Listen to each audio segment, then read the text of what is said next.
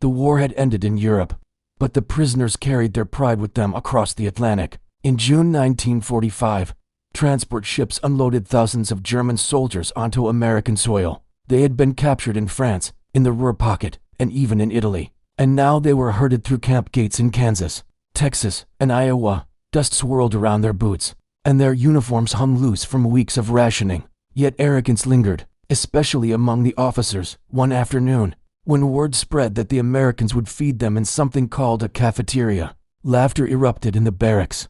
A lieutenant from Hamburg sneered that such a word could only mean a cheap tavern, or a schoolchild's lunchroom. Americans, he declared, know nothing of table ritual. Their meals are as childish as their films, noisy, cheap, and tasteless. His comrades chuckled, adding that only in Germany was dining treated as an art, with dignity preserved, even in wartime.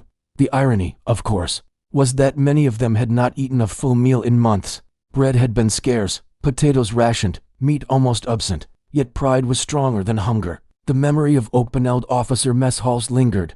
White tablecloths, sausages ranged neatly, wine bottles opened with ceremony. It was less about the food than the performance, the sense of hierarchy at the table. To the Germans, dining meant order and discipline, and they assumed the Americans had none.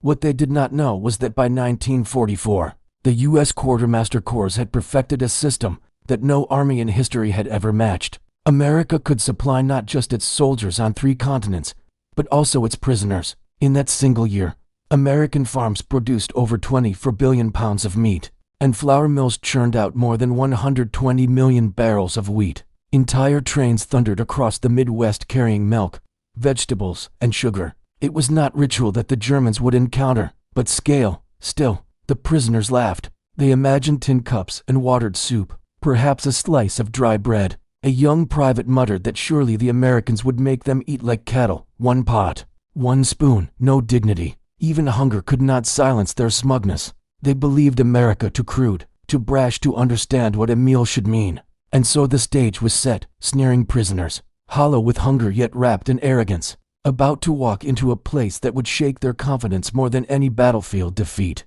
For behind those cafeteria doors, under bright electric light, was not humiliation but a revelation that would echo in their memories for decades. If you value stories like this, don't forget to like and subscribe. It helps preserve forgotten chapters of history. And before we continue, share your location and local time in the comments. It reminds us how history connects us across distance and generations. The first night in captivity passed with the usual mix of exhaustion and resentment, but as the prisoners awoke, they carried with them a curious pride rooted not in victory, but in memory. For what they missed most was not the battlefield, but the ritual of the German table in their minds. Even the simplest military mess hall in Germany carried an air of ceremony. There was order in every gesture, the officers seated first, the folding of hands before eating, the measured serving of sausages and cabbage, sometimes even a small ration of wine, if fortune allowed. They remembered the sharp clatter of boots across polished floors, the smell of tobacco curling in the air, and the way silence was enforced until the senior officer lifted his fork. It was more than food. It was hierarchy, discipline, and identity. Even in defeat, these men clung to the belief that German meals were sophisticated, a reflection of a culture superior to the crude, noisy habits they imagined awaited them in America. In the barracks, the conversation circled endlessly. A captain from Bavaria reminded younger men that the Americans think quantity is culture. He insisted that the Germans, even under bombs, had preserved the dignity of dining, linen cloths when possible, toasts to fallen comrades, rules that made the table an extension of the officer corps. Food in Germany was scarce, but its scarcity gave ritual more meaning. To him, the act of eating was not just survival, it was a performance of pride. The younger prisoners listened, nodding. Some thought of home, of mothers who laid out steaming potatoes on chipped plates, of fathers who sliced bread with deliberate care. These memories carried an aura of superiority, a conviction that Germans had always eaten with more refinement than the Americans ever could. The word cafeteria still tasted foreign in their mouths. They used it mockingly, as if describing a carnival booth. They could not imagine that within hours this pride would falter, that the careful rituals they remembered would crumble before something larger than etiquette. What they did not yet understand was that America's strength was not in ritual, but in abundance, not in hierarchy, but in scale. For the German pose, this would be the cruelest twist of memory. that the tables they longed for with their rituals and pride would suddenly feel small, almost fragile when confronted with the bright, roaring, democratic machine of an American cafeteria. And so they waited in line, their stomachs growling, still certain that they knew what it meant to dine with dignity, still unaware that the next door they would pass through was not just a mess hall, but a mirror reflecting the true difference between two worlds. The midday whistle blew across the camp, and the guards called the prisoners to assemble. Rows of weary Germans shuffled forward, boots scuffing against gravel, the sun glaring overhead. They followed the line, expecting some crude feeding trough, perhaps a pot of thin stew ladled into dented tins. Yet, as they turned the corner, what awaited them looked nothing like humiliation. The cafeteria doors swung open, and the pose froze. Before them stretched a hall blazing with electric light. Rows of polished tables gleamed beneath fluorescent bulbs, their surfaces spotless, their order precise. Along one side ran the serving line stainless steel counters, reflecting the heat rising from great pans of food. Steam curled upward from trays of beef stew and mashed potatoes, while loaves of bread sat stacked higher than any prisoner had seen since the war began. The sight was cinematic, overwhelming, as if staged to shock men who had lived in shadows. Green beans glistened under lamps. Cakes were ranged neatly in rows. Pitchers of milk and coffee stood ready, waiting to be poured. The air itself carried the warmth of roasted meat and baked sugar. For a moment, silence fell among the prisoners, their arrogance faltering under the sheer sensory force of abundance. A young corporal whispered, This is for prisoners." Another soldier, barely 20, blinked rapidly as though fearing the vision might vanish. Their eyes darted to the guards, half expecting laughter or a trick, but the Americans simply gestured toward the trays, impatient and businesslike, as though this mountain of food was ordinary, nothing remarkable at all. The contrast was devastating. Only months earlier, some of these same men had stood in Berlin's ration lines, waiting for a scrap of bread or turnip soup. Now, in captivity, they faced more food in a single glance than they had seen in weeks. The polished trays reflected not just steam, but an image of America itself. Industrial might translated into sustenance, power measured in calories and cups of milk. Behind them, a Luftwaffe sergeant clenched his jaw, unwilling to let his men see awe in his face. But even he faltered as the line moved forward and the clatter of steel trays rang in the air. For in that moment, the proud rituals of German dining, the sausages and wine, the toasts and silence seemed almost quaint, fragile against the scale of this glowing hall. The men stood on the edge of something more than hunger. They stood before a revelation, and as they stepped across the threshold, the first to take hold of a shining American tray, they realized that what they had mocked only hours before was about to strip away the very pride they had carried across the ocean. The line shuffled forward, each step echoing against the spotless tile floor. The guards handed out trays, cold steel in their hands, and pointed toward the counters. What happened next would bewilder the Germans more than any weapon they had faced on the battlefield.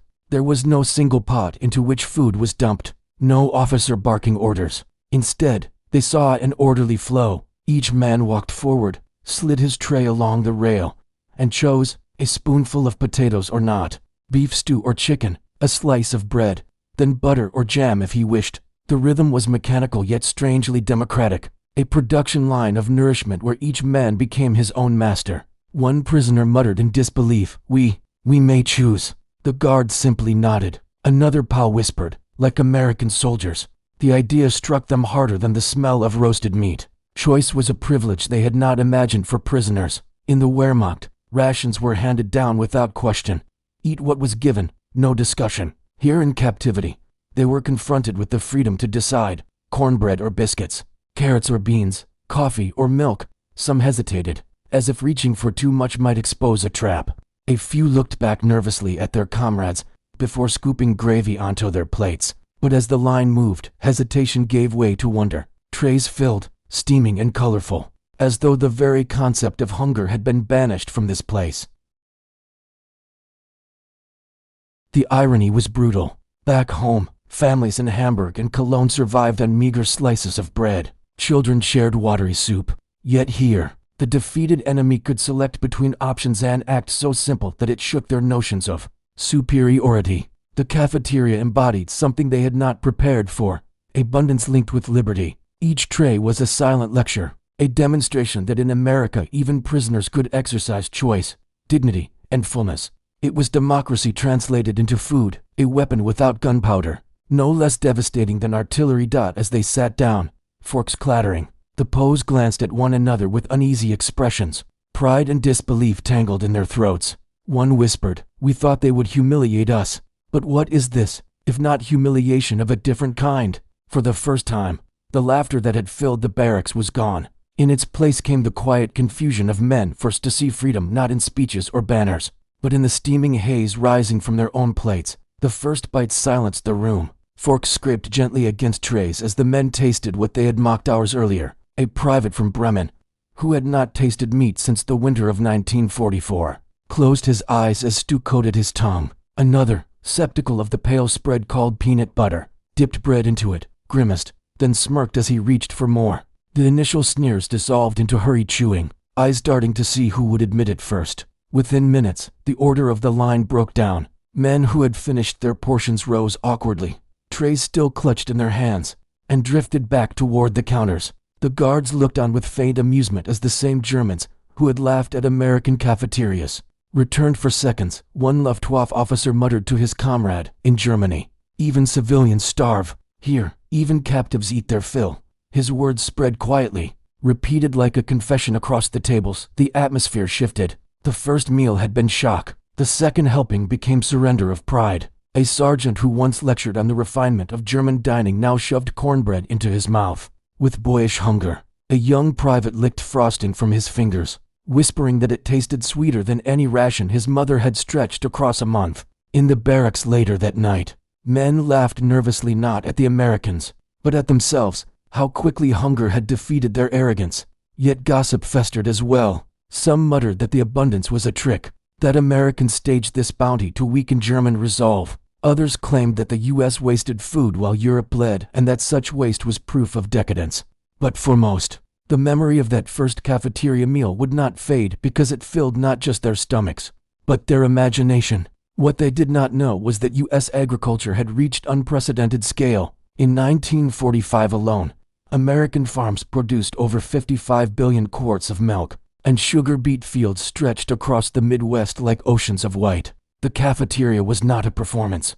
It was the byproduct of a system that dwarfed anything in Europe. To the prisoners, every slice of cake and every glass of milk was proof that the war had been lost, long before they surrendered. That night in the barracks, the men argued, was America strong because of its weapons or because of its food? Could an empire built on abundance be beaten by one that glorified discipline? A captain stared at the ceiling in silence, unable to answer. And here, dear viewer, is where I ask you directly, if you had been one of those men, stripped of pride and hunger alike, what would have broken you first, the enemy's guns or his food? Leave your thoughts in the comments, because history is not just about armies. It is about the taste that lingers after the battle ends. By the second week, the cafeteria had become routine, but the shock had not faded. Each day, the prisoners filed in, trays clattering, steam rising, choices unfolding like a quiet parade of plenty. The arrogance that once wrapped their shoulders like a cloak had thinned, thread by thread, until even the proudest among them stood quietly in line.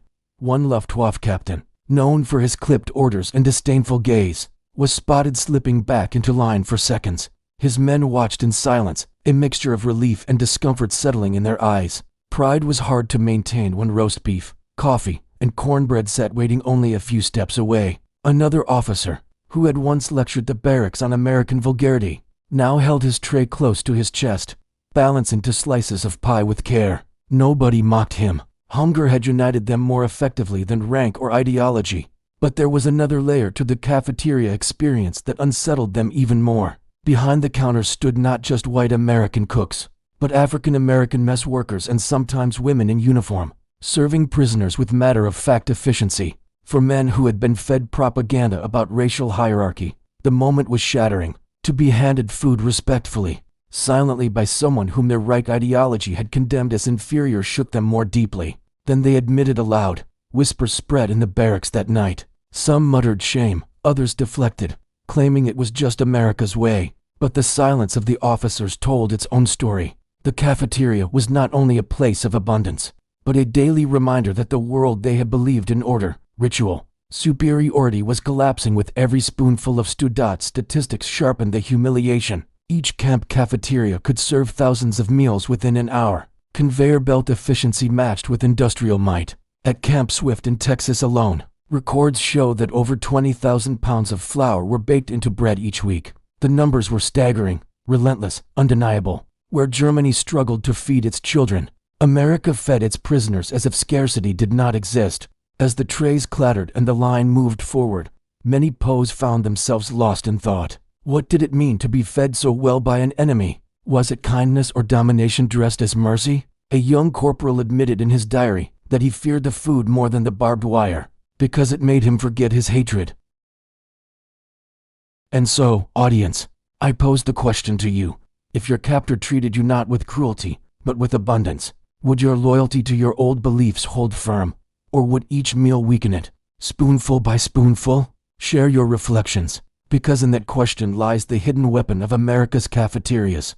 Autumn sunlight slanted across the camp when the cafeteria doors opened once more. By now the ritual was familiar. The shuffle of boots, the gleam of trays, the rising steam of food. Yet something deeper had shifted. What began as laughter had turned to awe, then to uneasy acceptance. Now it lingered as memory being etched into the very marrow of men who had once sworn allegiance to the Reich. A gray-haired officer, once a veteran of the Eastern Front, sat quietly at a corner table. He held his tray as though it were a relic. Before him lay mashed potatoes, green beans, and a slice of chocolate cake. He ate slowly, almost reverently, as if each bite carried the weight of a lesson he could not escape later. In the barracks, he whispered to a comrade, "They win not only with guns, but with their ability to feed even us." We were wrong to laugh. The cafeteria had become a symbol, a theater of abundance. Its very mechanics, steel trays sliding across rails, milk jugs clinking, loaves of bread stacked endlessly, testified to something greater than taste.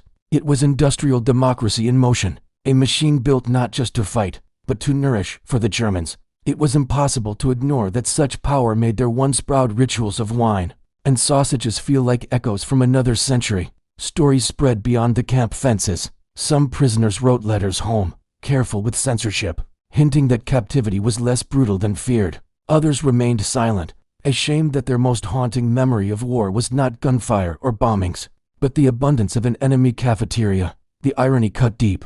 The Reich had promised supremacy, but the lesson they carried home was the humiliation of second helpings. Years later, when the war was long past, these memories resurfaced. Old men, now grandfathers, spoke less of battlefields and more of meals.